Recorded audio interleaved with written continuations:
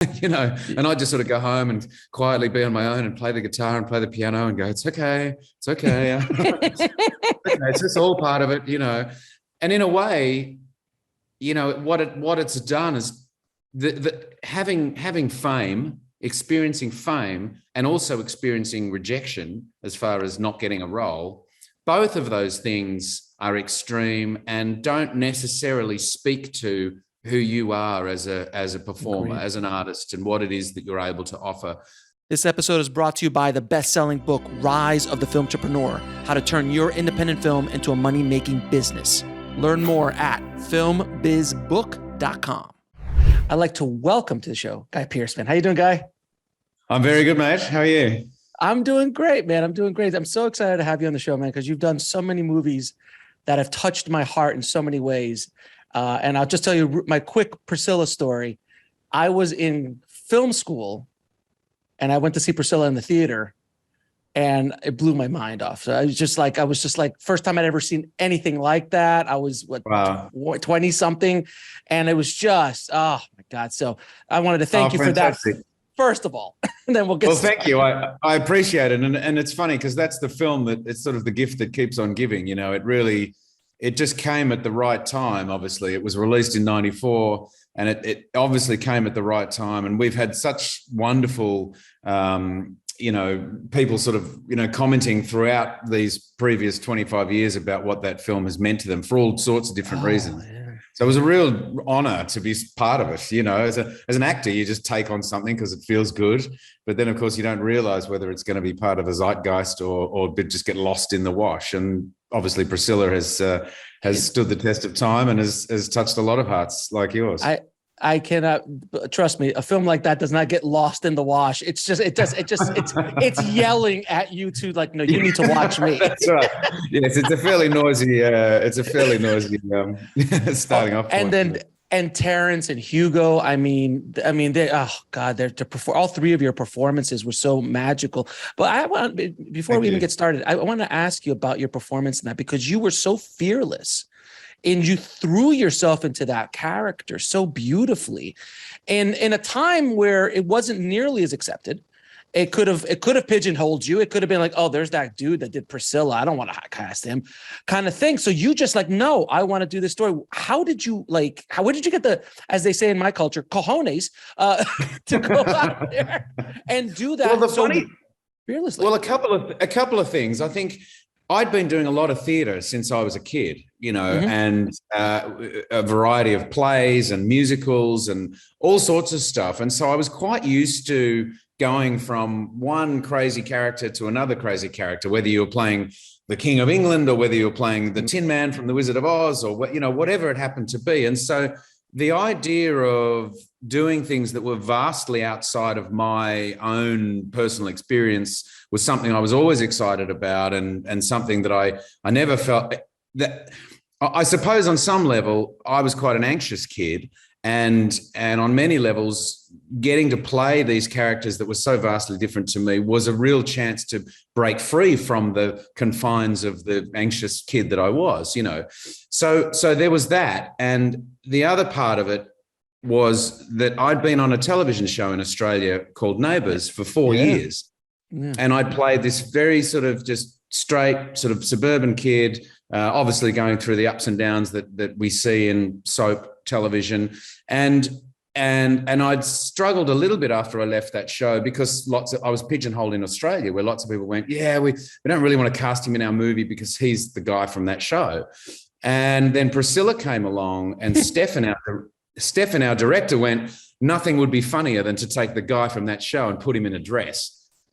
And I was like, yes, yes. So in a way, I was breaking free from the show. And to me, I didn't feel like I was necessarily doing anything brave in taking on the role in Priscilla. I was just getting to kind of break some shackles. In line with what you'd said, obviously my first film in America was LA Confidential. And a lot of people said to me, how on earth did Curtis Hanson cast you after seeing Priscilla? Well, the answer was Curtis never saw Priscilla and he didn't want to see it because he kept being told, you know what guys like in Priscilla? Are you sure this is the guy you want to play a 50s LA cop? So I was really lucky that thankfully Curtis didn't go to the Cinerama Dome for the opening of Priscilla in 1994, and otherwise he would have wiped me off the slate, I reckon. And I'm assuming it's kind of like when a comedian wants to do drama, they want to kind of break through the shackles, like a Robin Williams or Jim Carrey, that they had to break through the perception of what people are. And in your world, you were the guy from Neighbours, and you needed something right to break. And Priscilla definitely broke that mold. Well, and I wasn't even necessarily looking to break the shackles. It's just that film came along and I was offered it. And as soon as I read it, and it wasn't even so much about trying to break the shackles, honestly, it was this, that I was so moved by the script, and I just saw how I could play that character, and I just genuinely just went straight into it, like I do with any other job that I take on. It's because I respond to a script and I respond to a character and go, oh yeah, I can see what I could do with this. The same as when I was doing plays and musicals when I was a kid, going, oh yes, I could take on playing Julius Caesar, of course. So it's that same kind of childlike use of your imagination that enables me to keep doing what I do, I suppose. And there's plenty of films and scripts that I read and go, no, I just can't see myself, or I don't quite believe it, or I'm not quite sure that I could do this successfully. So, there's plenty of things that I say no to, but when I find something to say yes to, it's a great feeling. And with Priscilla, I mean, I'm assuming that was the movie that kind of broke you out of the Australian market in a way, because it was an international success. Absolutely, particularly in America. I mean, the TV show Neighbours was really big in England and in Europe, so lots of people there knew us from that show. But Priscilla went to America and we went to America with it. It actually went to Cannes first, and I couldn't go because I was on another TV show in Australia and I couldn't go, but it had a huge success in Cannes, lots of publicity surrounding it. Then when it got released in America a few months later, I then did get to go, went to the opening, and that enabled me to get an agent in America and then start auditioning for things there. And, within a year, because at the end of 95, I landed the role I auditioned for LA Confidential, and at the start of 96, I got the role, and then we filmed it in sort of May of 2006. So really within a year, so that there's some very clear sort of steps that thankfully were laid out in front of me that meant that I was then able to start working in the States. And the beauty was really, Curtis might not have seen Priscilla, but lots of other people had.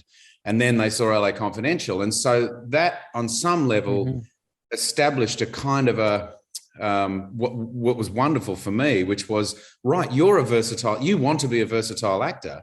I went, yes, absolutely. And so people on one hand were going, how can that guy from Priscilla be that same guy from LA Confidential? So I felt really fortunate that paved the way for future work, Now, when you were first starting out, and this is something that actors have to deal with, I think almost more so than any other creative in our industry, is the no's and the rejection constantly. And I'm assuming when you first started, I'm assuming in the first audition you walked into, you're like, you come in. Yeah, yes, let's just give you the part. Yeah. How much money do you want? You could all the money you want. I'm assuming this is not the normal route that you went at the beginning. No. And I mean, I got really lucky. The thing was, as I said, I've done theatre for about 10 years, from when I was sort of 8 till I was 18. And in that whole time, in different theatre companies in the town that I was growing up in. Sure. And in the whole time, it was made very clear to me that this is a tough industry. Most of the time you're out of work. It's competitive, and good luck. And I never really had tickets on myself. I never really thought I was anything special. I have a sister with an intellectual disability, so I'm very aware growing up that the world is unfair. And I thought, I just really enjoyed what I was doing. I really got something out of being in the theatre. And I would look at those incredible actors that I would see on screen, like Brando and Pacino, and then of course in later years, Gary Oldman and Russell Crowe and all these incredible actors, and think, they're so incredible to me, but I know I'm not them. And any job that I get is a bonus. Any work that I get is just, I'm really grateful for. I have an enormous amount of gratitude. Of course, over the years, I've gone, okay, well, I must have something that I offer, and there must be something believable about what I'm doing, because I keep getting work, And so I suppose I've just always been really grateful for the shifts and changes. And when Neighbours came along, it was just an incredible lucky break, because I was finishing high school. talking to my high school drama teacher about going to NIDA, which was the National Institute of Dramatic Art, the big theatre school in Sydney, which I did audition for. I didn't get in. I got down to like the last 3 on the day, and they basically said, "You're a bit young, go away, have some life experience and come back." And right around the same time, I'd done an audition for Neighbours, and they offered me a 6-week role. And then a couple of days later, they turned that into a year before I'd even started. So this all sort of happened really quickly. So I was going, but all those things that people said about not ever getting any work. Well, okay. So I realized I was extremely lucky that happened. You know, that I thought, wow, okay. And when people say to me, lots of young actors and kids, and, you know, say, what sort of advice have you got? I'm like, get lucky because, you know, learn your lines, turn up on time, have a very professional work ethic, and get lucky because, you know, there's plenty of wonderful actors that I know at home who haven't had the breaks that I've had. And they're I don't want to be self-denigrating, but they're much better than I am. You know, they're amazing. And I just think, okay, something just lined up in the universe that meant I should get on that show. I learned what I learned from that show. I then got Priscilla. From Priscilla, I got an American agent. From that, I got LA Confidential, and just go, okay, be grateful for all these steps along the way because they could easily be taken away, you know? Yeah. And you're absolutely right. It's because I've talked to so many, you know, high performing actors and directors and writers. And I always love studying the path because everyone's got a different path. No one has the same path. You can't copy somebody else's path. But and the thing I do notice, luck has a lot to do with it, but also preparation for that luck to happen. You had done 10 years of theater. You got your chops ready. You were good. And if you had just started at 18, you wouldn't have gotten Neighbours. No. And I think also, you know, the other thing about doing Neighbours was you know, the show had been on another network. It was on Channel 7 here in Australia. I'm in New Zealand now, but it was on Channel 7 in Australia, and it was on for 6 months and it didn't work. So they axed it. Then the marketing people at Channel 10 said, we'll take that show because we know exactly how to market it and turn it into a big, and that's when I started. I started the first episode of Channel 10. So they marketed the hell out of it. We did lots of publicity. People came out of that show like Jason Donovan and Kylie Minogue. We were all there at the same time. We worked our asses off, and the show became a huge success in Australia. And then, of course, it launched in the UK. So we had to deal with, as an 18-year-old, becoming suddenly very well known. And that in itself, you know, the acting part wasn't hard. That was the hard stuff. The hard stuff was dealing with fame and just overwhelming kind of recognition. That was tricky. And I think, you know, all sorts of aspects of my childhood and my upbringing helped me get through all that. And all those things still help me get through everything that I deal with today. But, you know, I see lots of young kids. You know, I see some kid who gets on a show and they become a huge star. And of course, in today's day and age, the mechanism to make somebody famous is they've worked it all out. You know, go bang, bang, bang. There he is, superstar. And you think, oh, wow, how's this kid going to handle this? You know, yeah. And that's so interesting because, you know, obviously when you're older, you have life experience, you can handle that kind of that fame. But when you're 18, you're a knucklehead. I was a knucklehead. I mean, we're all knuckleheads at 18. Yeah. So to be able you actually work through that and survived it is pretty remarkable, to tell you the truth. One of the things also that kind of helped really was that Jason Donovan and Kylie Minogue, they were kind of in the forefront of it. They were the golden couple on the show. And there were 20 others of us in the cast, because in the show, it's set around a street. So there's like 4 families. So there's basically 20 to 30 other cast. So it wasn't just me in the firing line. I was part of a group. So I felt like I was able to sort of just be there, but not having to sort of take the full load, so to speak, all the time. And I think that helped as well. But still, you know, we'd turn up in a shopping center and 6 million teenagers rip your clothes off. So we still had to deal with that stuff, you know, and I just sort of go home and quietly be on my own and play the guitar and play the piano and go, it's okay. It's okay. It's just all part of it, you know. And in a way, you know, what it's done is having fame, experiencing fame, and also experiencing rejection as far as not getting a role. Both of those things are extreme and don't necessarily speak to who you are as a performer, Agreed. as an artist, and what it is that you're able to offer.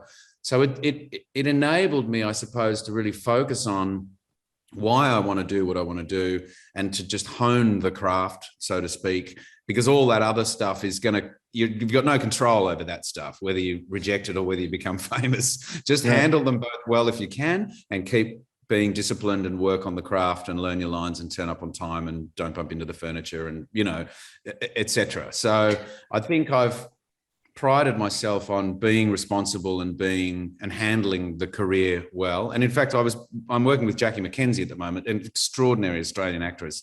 I'm here in New Zealand doing a film with Lee Tomahori, and her and I had some big stuff to do the other day in a scene. And I said, it's amazing, isn't it? Because there was some distracting things going on. It wasn't their fault, but there was some distracting things going on with the crew around us, having to hold lights and move this and etc. And I said to her, it's not the acting that's the hard stuff. It's trying to maintain your composure acting when you've got all this stuff going on around you. That's the hard stuff. That's where I think as an actor, you come through and you shine, because, in your own lounge room, I'm great in this lounge room on my own when I'm practicing my monologue. Right. Put me in front of 50 crew and suddenly I'm a crumbling mess. I've got to really kind of get it together. So there's all sorts of things in this industry that are tough. But at the same time, as I say, I'm blessed, I'm lucky, I've had great opportunities, and I don't take any of it for granted. Now, there was a little movie you did with a second-time director back in the early 2000s. I think Nolan, I think was his name. I'm not sure. Chrissy. I'm not sure. I don't know that he ever went on to do anything. He never did anything else after that. No, he was a nice guy, though. He was a nice guy. First, sweet guy. Didn't know what he was doing, but sweet. No, I mean, Memento. I mean, when you did Memento with Chris Nolan, I mean, this was his first, it was his first real movie. He'd done Following, but That's then right. He'd done Following, which he basically shot himself in London, I think. Right. So yes, that's right. So Memento was the first sort of film produced kind of production type with real crew and real everything. And he's a young guy, and the script is insane, and it goes backwards. And how do you approach something that hasn't been done before with a essentially unknown director, writer? I'm assuming you felt out the genius in the script, and you felt out the genius in Chris when you met with him. But tell me, what was that process like?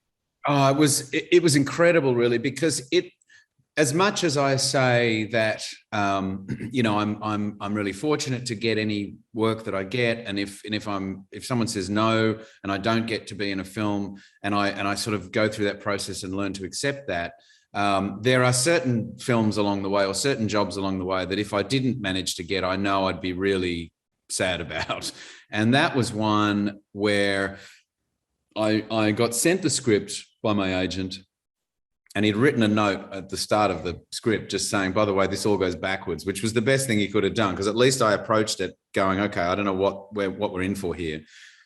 I read it, and I immediately felt empathy, and I felt the emotional journey of this character, even though it was kind of all over the place. So I immediately connected with that. I think within a day, I got to see Following, and I had the most overwhelming feeling of, I have to do this movie. Like, I really have to do this film. This is just, I'm all over this. I know exactly what I could do here. Obviously, there's a lot for me to learn as far as what this story means, etc. But I just felt really keen to do it. And I met with Chris, and it's the only time I've ever, you hear these stories of actors and film directors saying, oh man, he was so passionate about the project. He slept on my front porch for days and just said, I'm the only guy to play this role. And, the passion was there. And clearly that indicated to me that he was the guy. And I've always thought to myself, you're either the right actor or you're not the right actor. If you go to the meeting, then it's obvious that you're keen to do the role. But I thought, I never want to do any of that kind of stuff where I'm trying to prove to somebody how keen I am to do their movie. They should cast me because I'm right, not because I'm more passionate than the next guy. Right. But I said to Chris Nolan, I sort of called him up, I think, after I'd met and said, look, I'm really sorry to do this, but just to let you know, if it means anything at all, I really want to do this film. I said, I'm so sorry to sort of bug you with this, because he wasn't that kind of guy either. He's quite a professorial Englishman, you know, this whole sort of approach that other people had taken, I can't imagine would really work for Chris. So I was quite apologetic in my call. And in the end, I got the role, but I don't think it was because I called him to say how passionate I was. I think right. There was no question for me about him being a first or second time director. I mean, I still felt like a budding actor myself anyway. So I'm clearly looking at following. There's just no question that he's somebody who is utterly capable, beyond capable. So there was just no question that I wanted to do it. And I was very excited when I got cast. And the process of then working with Chris, we did a couple of weeks rehearsal. And of course, I then got to understand the script even more, was just extraordinary. It really was. And it was a very economic shoot. We did it all in 5 weeks, and it was wonderful. It was wonderful also because Chris, you know, here he is, the one side of his brain is writing this amazing deconstructed story that perplexed audiences all around the world to the point where they had to go straight back in the cinema and watch the film again.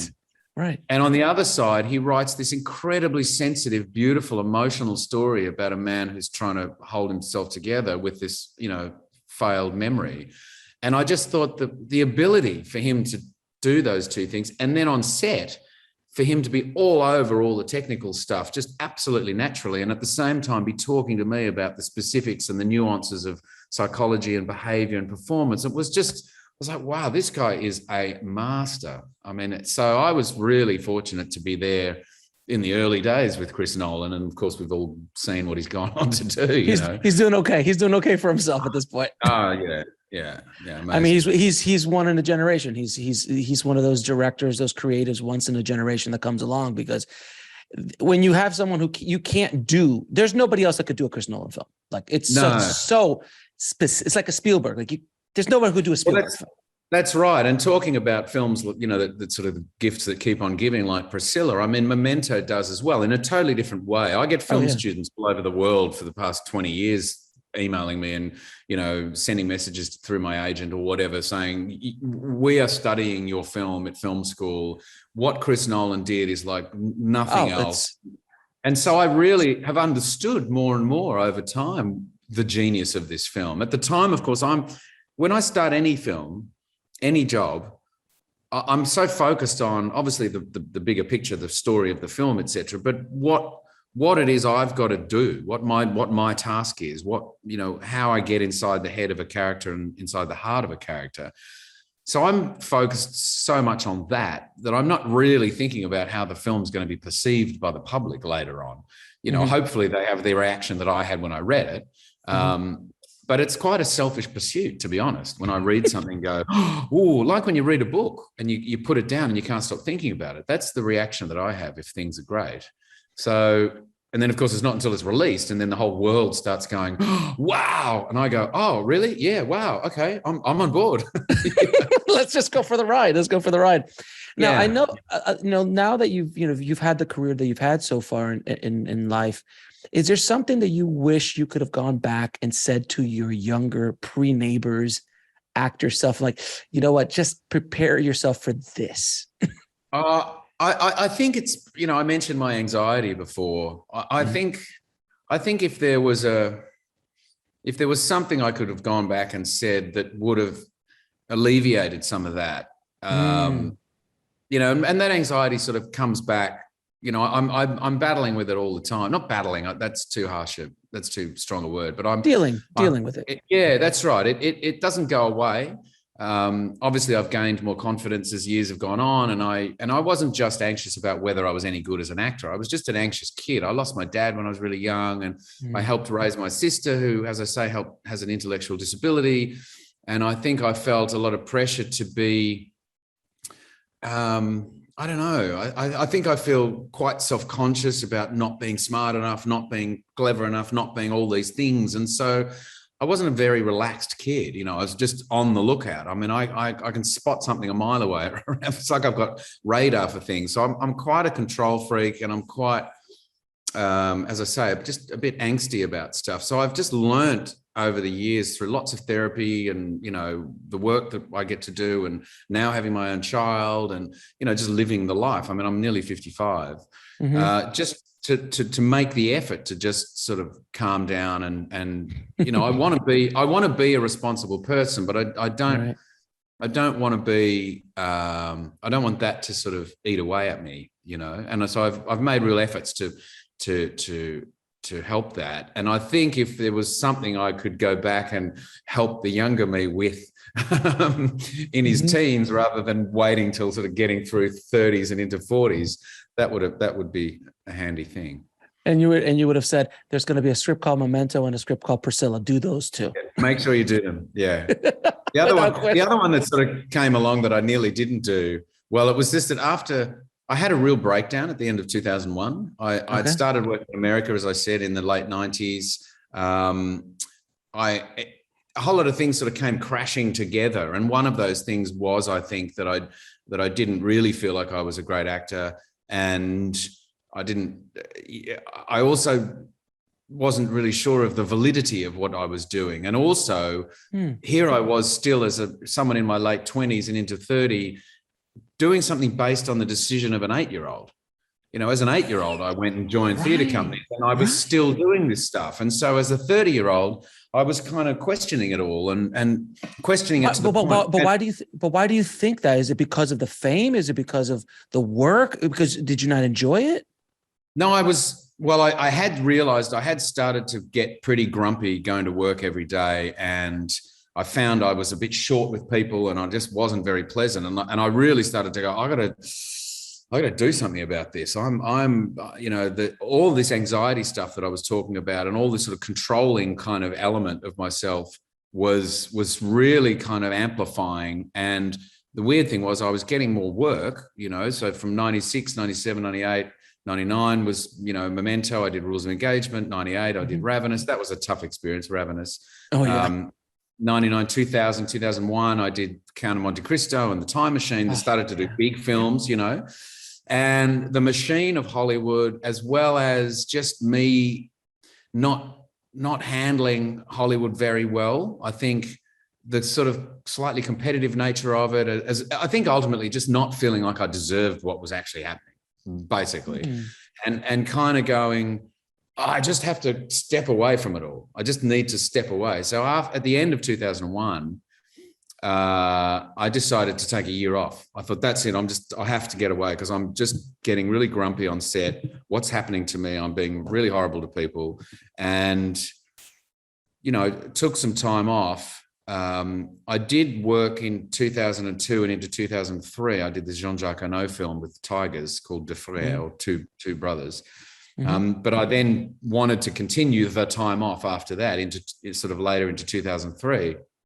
And so I was just not working. I was really questioning, as I say, the validity of it, wanting to come back to it as a 30-year-old, having made the decision that this is what my career was going to be, not an 8-year-old going, oh, it might be fun to be on stage. You know, I needed to sort of view it from a more mature point of view and really see that it's what I wanted to do and have some more faith in it. Interesting. And during that 6 months, and scripts were arriving, and I was literally just getting them and putting them in a pile and ignoring them. And then at some point late in 2003 or whenever it was, I'm at home with my friend getting stoned, you know, watching a movie or something late at night. And the phone rings, and I let the answer machine get it. And there's this voice going, yeah, Guy, look, I hope you don't mind that I'm calling you. It's Nick Cave here. We've sent you a script called The Proposition, and they, you know, we'd love you to do it. And it seems that you're obviously not working at the moment. And they seem to think that if I call you, perhaps it might prompt you into at least looking at the script. And so, of course, there I am with my mate at home, like stoned, going, oh my God, there's a script from Nick Cave. Oh my God, we're listening to this answer machine message, you know. And that triggered me to sort of eventually go back to work again, because I did read The Proposition and went, oh my God, Nick Cave. It's like being inside a Nick Cave song. And so that sped up the process a bit. I put the marijuana away, and I really enabled myself to, instead of just getting away from the industry and then not being responsible and actually doing what I wanted to do, which was think about it properly, I just kind of took a holiday. So that just woke me up and got me out of the holiday and thought, I'm going to go back to work. And when I go back to work, which was sort of the end of 2004, I'm going to approach it with a whole new attitude, which I did. And that was very different from me after that. 2004, 2005, up to 2010. And, here we are now. And I really managed to handle Hollywood. I really managed to handle being there and choosing the work that I chose and giving myself the time off in between things. And because also when you do start to work in Hollywood, there is the old adage, you've got to make hay while the sun shines. Right. So as I started to get LA Confidential and those things, I just felt this pressure to just keep on going, because it's going to go. That's what the town does to you. The town does that to you. Yeah. And as I say, I'd sort of been taught that also in theatre school when I was a kid, like, when work comes along, you got to take it because it's going to dry up any second, which is kind of true. But at the same time, it can wind you up a bit, and it wound me up. And I needed to just go, no, I need to just do this the way I need to do it. And I started, as I say, to feel more confident about my capabilities as well. So I was able to say no to things, You went on a walk. You went on a walkabout. I went on a walkabout, and I actually went at the end of 2001. I went to this really remote desert part of Australia, the northwestern point called Cape Levesque, and I spent a month there trying to learn how to meditate. And I got a handle on it after a month, but it was a tough month. I mean, sometimes you just gotta. It's not something that everyone gets to experience. I mean, you had a pretty hell of a run there of movie after movie after movie. And it's not hard. It's hard for people to like, oh, you have so much success, but there's a stress with that. And there's a stress that you have to just stop from like, wait a minute, is this what I want? Because the train is moving so fast that you're like, I don't even have time. And I've heard that from so many from writers, from directors, from actors who just like, I gotta take a second here. Cause if not, this train's going to run me over. Well, and the thing about, the difficult thing, as I mentioned, when we were doing Neighbours, which was all the fame that came with it, but there was no other choice to make. I was just on the show, and that was what we were doing. Once I started working outside of that show and I started making films, then you're constantly faced with another choice. Do I take this film? Do I not take this? And of course, Don't get me wrong, it's first world problems. I'm exactly. What director should I work with? Ridley Scott or Nolan or leave me alone, guys. But it was amplifying my anxiety, and I had to learn how to handle it. Now, the big part in all of this that I was flippant about a minute ago was that I was smoking pot, and I was smoking too much of it. And that did not help at all. And so once I gave that up in about 2005, I stopped smoking in 2005. That also changed everything. I realized that my perspective on everything, as we know, drugs and alcohol are great fun, but they're not our friend at all. So that helped as well. You had to go through that as well. I mean, look, we all have to go through our own journeys and our own obstacles that get thrown in front of us, And I think to be from an outsider's perspective, you've done pretty well, sir. You've been able to navigate, and I love the parts you've done over the years and how you approach the business and any type of interviews I've ever seen with you and everything. It just seems like you've gotten a handle on it, where I've talked to others who have no handle on it. And you can see like at any second, and I'm like, oh, they're going to crash and burn any second. Like, oh, that's not going to go well. So it's a lesson for everyone learning, whether in the film industry or not in the film industry, whoever's listening, that sometimes you just have to take a break. And even even like if you had a job that was paying you $300,000 a year, but you're like, it's so much money, but I hate what I'm doing. Do I need to stop and figure out what I really want to do is dance? Yes, exactly. That's right. Well, the other thing for me is I play music and I write music, and that's a real passion for me. Yeah. So is acting. Mm-hmm.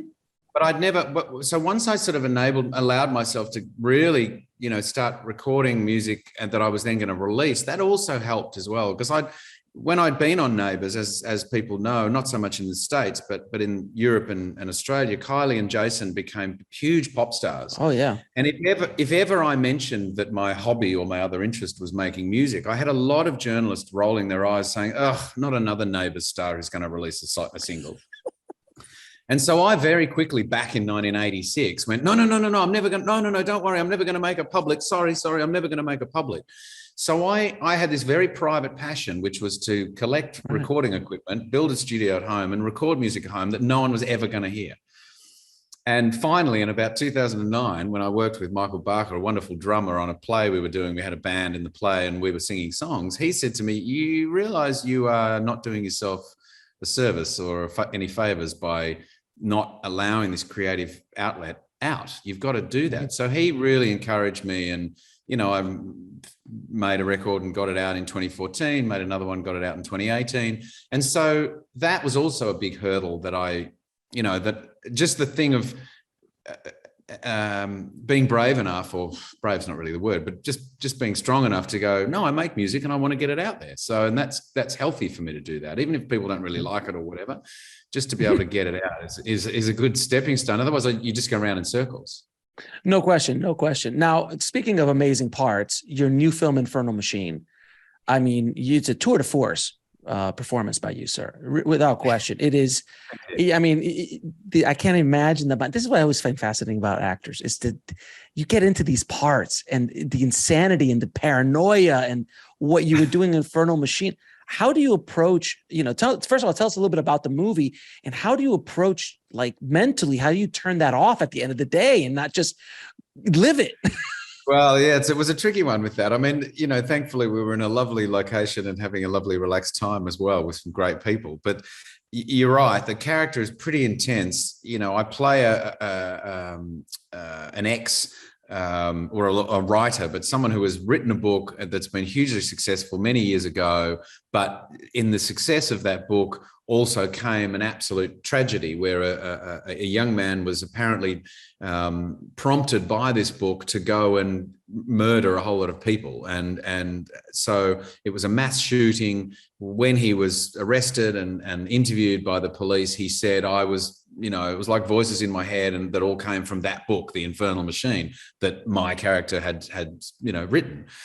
So obviously for that character who I played in that film, Bruce Cogburn, he's dealing with the success of this book, and he's dealing with this horrible tragedy that has occurred that's apparently his fault. And so by the time we start the film and by the time we find this character, he is now a recluse living, on his own in the desert, sort of in Southern California somewhere, paranoid, really anxious, just dealing with his own demons, drinking too much, just hiding out, and has been for quite some time. And he starts receiving these letters from a fan who he doesn't know. And this is the opening of our story, and this leads to all sorts of, other difficulties. Insanity. Well, that's right. Things are exposed, and he is forced to sort of come out of his recluse kind of state. But yes, the character, it was an exhausting performance because he is quite sort of highly strung, so to speak. But like Memento, Andrew Hunt had written this amazing script that as soon as I read, and Richard Guardian, who was one of the executives on the film, who I know, called me and said, "Listen, we've got this script, and I think you really might like it, and we're sort of out to someone else at the moment, but have a read, and if it doesn't work out with the other actor, then let us know if you're interested." So of course I read it and immediately called Richard and went, so is the other actor in or out? Like, what? I really want to do this film. It was the same as my experience with Chris, and he said, "Well, let me put you in touch with Andrew, the writer director," and we had a great chat, and it was pretty clear the other actor wasn't really fully attached. And so I managed to wheedle my way in and got to make the film with them. So another great kind of psychological expose, but an exhausting process. Oh my God. And when is that? That comes out on the 23rd, if I'm not mistaken, right? Yes, I think so. That's right. It comes out on the 23rd. Now I'm going to ask you a few questions I ask all of my guests. What advice would you give a filmmaker or actor trying to break into the business today? Get lucky. Uh, You're like learn your line. You're like Quentin Tarantino. I saw him once, and that same question, and they asked him, and he's like, "Write Reservoir Dogs." That's what I did. I think, as I say, it's a combination of discipline and being in the right place at the right time. So, the thing you can control is your discipline, and really learn your lines and understand why you're doing what it is you want to do. Is it about fame, or is it about a genuine need to be creative and a genuine need to express something? Now, what is the lesson that took you the longest to learn, whether in the film business or in life? I think to be kind to myself. Yeah. I think to be sort of, and not to, I'm often focused on worrying about everyone else around me, and thinking that if I was to focus on myself, then that's just selfish and self-centered. So it's taken me a long time to realize that actually I'm allowed to take care of myself, and allowed to, as I say, be kind to myself, and, and allow moments of self-indulgence, and go, if I just want to watch the football on my own, I'm just going to watch the football on my own. Fair enough. Now, what did you learn from your biggest failure? Well, I have to think about what my biggest failure might be. Anywhere. No, of course. Project. Of course. It could be my marriage. I think the biggest lesson always is to manage and to look at your own ego. And I think my ego probably got in the way of that relationship in the end. I mean, that's a very simplistic way of, I understand what you're saying, but ego. Well, my ex-wife would probably disagree to some degree about that, but at the same time, she would go, "Well, yeah, maybe you do need to look at your ego." So, so I think probably dealing with one's ego is a bit of a lesson. I've heard in Hollywood there's a few of those egos lying around. There's not many. I haven't met many people with egos. Three, yeah, there are three now. Yeah, there were only two, but now there's three. Yeah. There's one on Hollywood Boulevard. There's one on Las Vegas. One's dressed up as a Spider-Man on Hollywood Boulevard. Right. Watch out. That's right. One drives a pink Corvette around. Exactly. There's only a few. And last question: 3 of your favorite films of all time. Well, The Elephant Man is the one that springs to mind all the time for me. I think because of the experience that I had with my sister with a disability, it touched my heart like nothing else. I saw the film in 1980 when I was 12 when it came out, and I go back to it every year or a couple of years. I look at it again, and it's just extraordinary on so many levels. It really, really is. I'll mention a film that's actually one of my films because it's my favorite of all the films that I've done, and it is The Proposition. It's John Hillcoat's film, The Proposition, that Nick Cave wrote. I think, obviously, even if I wasn't in that film, it would be one of my favorite films. It's so evocative, and with Nick's voice throughout and Nick's music, and just the way in which that film was realized is really just incredible to me. And this one would be primarily because of this performance, but Brando in Streetcar. I can't, as much as we love On the Waterfront and other work of his early on, there's something about the looseness of him in Streetcar.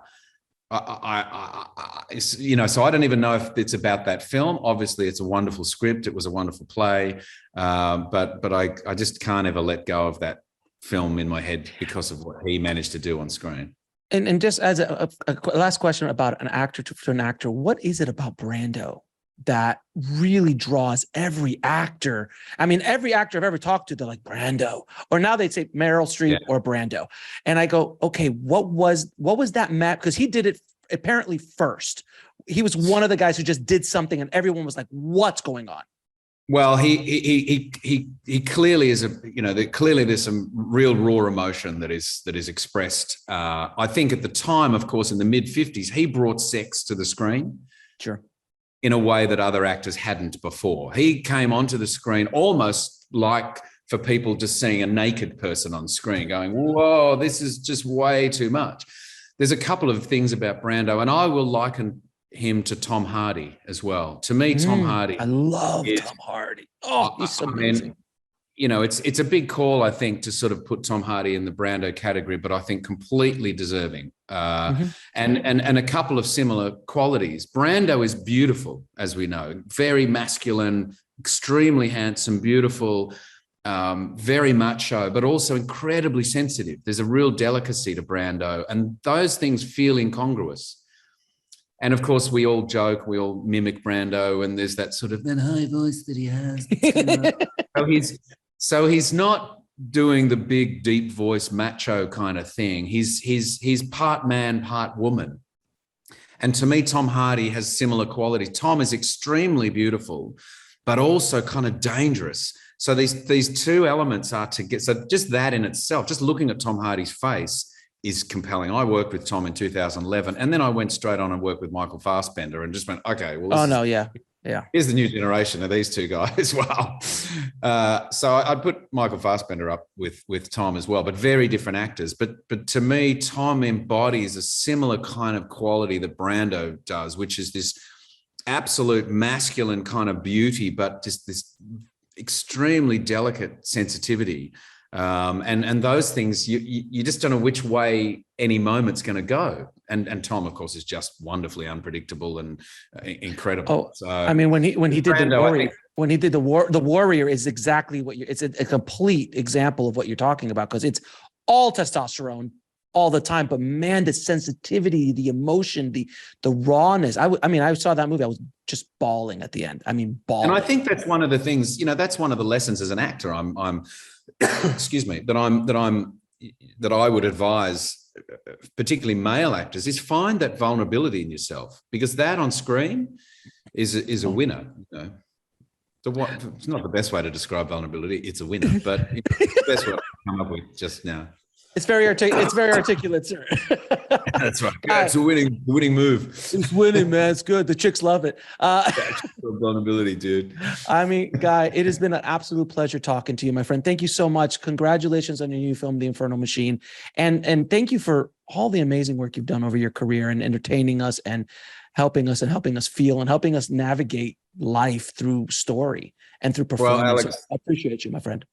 Thank you, man. Thanks for the good, honourable questions, and it's been great to chat with you as well. And apologies for my lateness yet again.